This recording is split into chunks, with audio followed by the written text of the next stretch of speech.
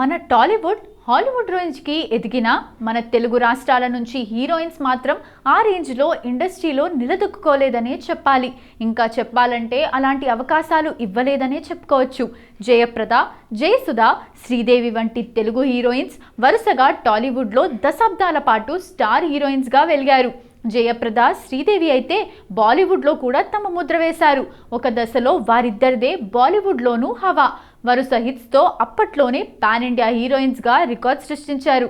ఇక ఆ తర్వాత అచ్చ తెలుగు హీరోయిన్స్ మన సినిమాల్లో కనిపించడం తగ్గిపోయిందని చెప్పాలి.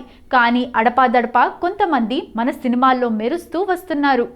1-2 సినిమాలతో తట్టాబుట్టా సర్దేస్తున్నారు. కారణాలు ఏమైనా కానీ తెలుగు అమ్మాయిలు తెలుగు సినిమాల్లో హీరోయిన్లుగా కంటిన్యూగా నిలబడటం తగ్గిపోయింది, దాదాపుగా లేదు.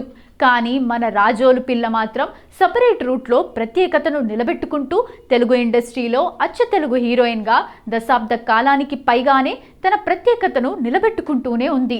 ఏమో నాకన్నీ అలా తెలిసిపోతూ ఉంటాయంతే. ఈ డైలాగ్ వింటే వెంటనే గుర్తొచ్చే పేరు అంజలి. అచ్చ తెలుగు అమ్మాయి, తెలుగుతనం తెర మీద పంచుతున్న కథానాయకి. అంజలి గురించి 4 ముక్కలు చెప్పేసుకుందాం.